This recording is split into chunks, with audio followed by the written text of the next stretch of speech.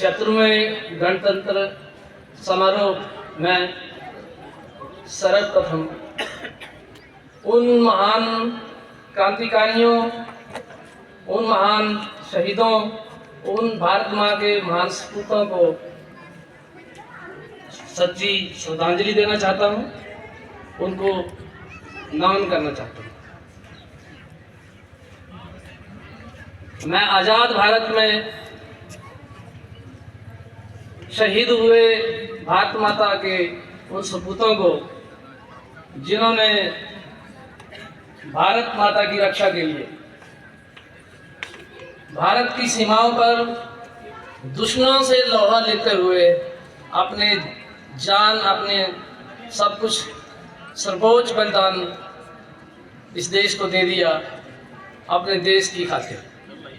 उन सभी बलिदानियों को, सभी भारत माँ के उन सपूतों को मैं इस मंच से श्रद्धांजलि देता हूँ, उनको नमन करता हूँ। आज इस समारोह में हमारे बीच उपस्थित इस क्षेत्र के उन महान सपूतों के परिजन, जिन्होंने अपने प्राणों की आहुति इस देश की खातिर दी है, उनके परिजन, उनके परिवार के सदस्य आज हमारे बीच मौजूद हैं।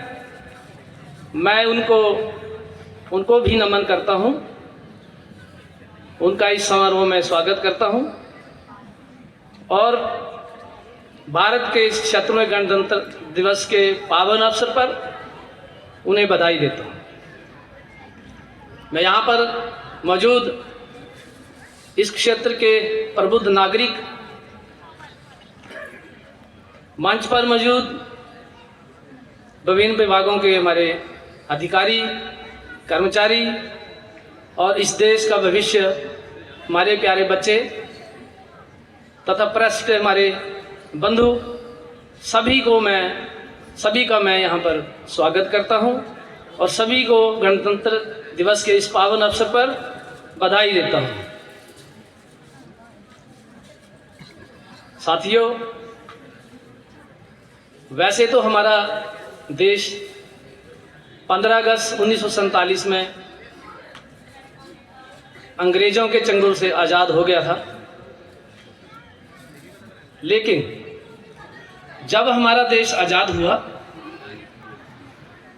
तो उस समय हमारे देश में सिर्फ अंग्रेजों के बनाए हुए कानून थे और हमारा अपना कोई कानून नहीं था, क्योंकि हम 15 अगस्त 1947 की मध्य रात्रि आज़ाद हुए थे और अगले ही दिन हमने अपने देश की सरकार चलानी थी। आप जानते हैं, सरकार जो है किसी कानून से चलती है। सरकार चलाने के लिए देश में एक प्रशासनिक ढांचा होना चाहिए और ये प्रशासनिक ढांचा किसी भी देश के संविधान में होता है।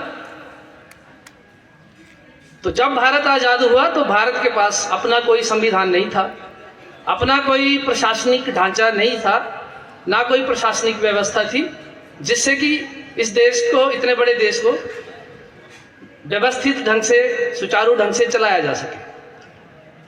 और ऐसे में क्या जरूरत थी? सबसे पहले भारत को उस समय एक जरूरत थी कि अपने देश का एक संविधान हो जिसके अनुसार हम अपने देश को चलाएं, जिसमें हम ये व्यवस्था करें कि इस देश को हम कैसे चलाएंगे, कौन कौन सी संस्थाएं होंगी, वो कौन कौन सी व्यवस्थाएं देखेंगी।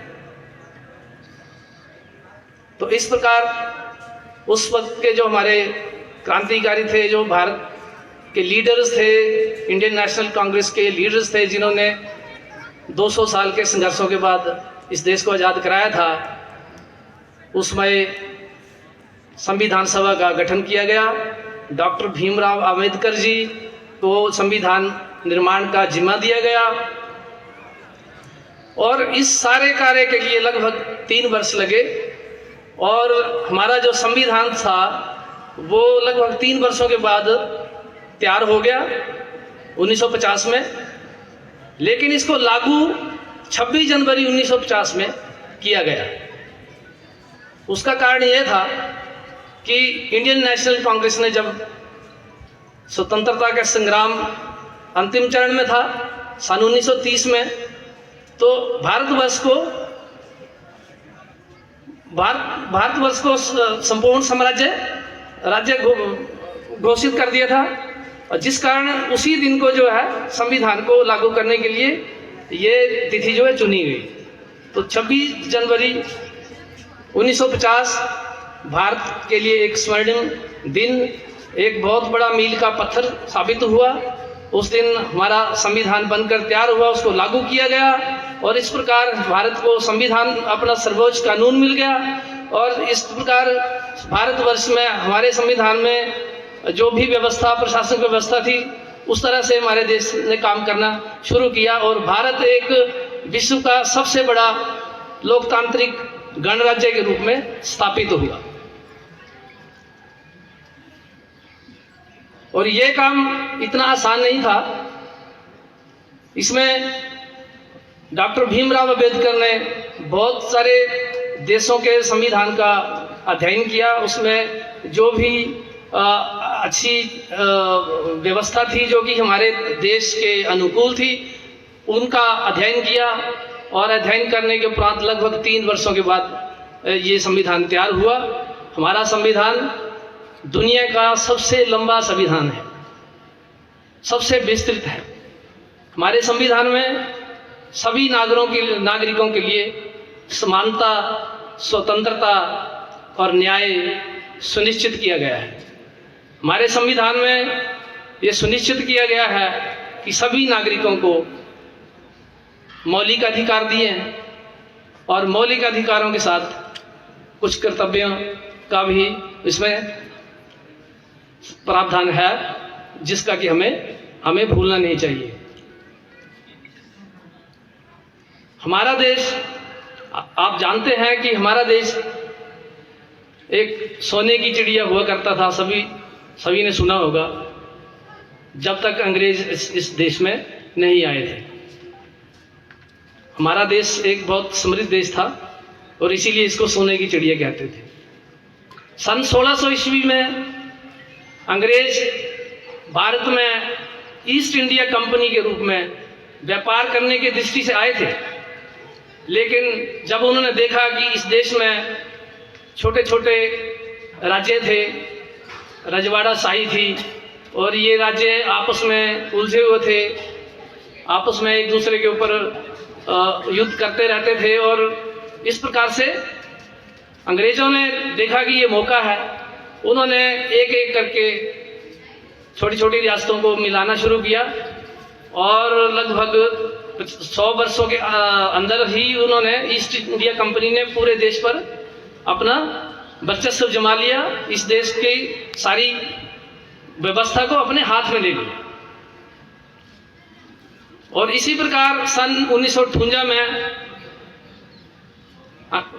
ब्रिटिश सरकार ने एक गवर्नमेंट ऑफ इंडिया एक्ट पास किया, जिसके अनुसार ईस्ट इंडिया कंपनी से जो है सत्ता का हस्तांतरण सीधे सीधे ब्रिटिश साम्राज्य के पास चला गया, और भारत के लिए जो भी कानून बनाए जाने लगे वो ब्रिटिश पार्लियामेंट में पास होते थे, और वहीं से ही ब्रिटिश पार्लियामेंट ही या ब्रिटिश जो सरकार थी वही भारत को नियंत्रित करती थी, चलाती थी।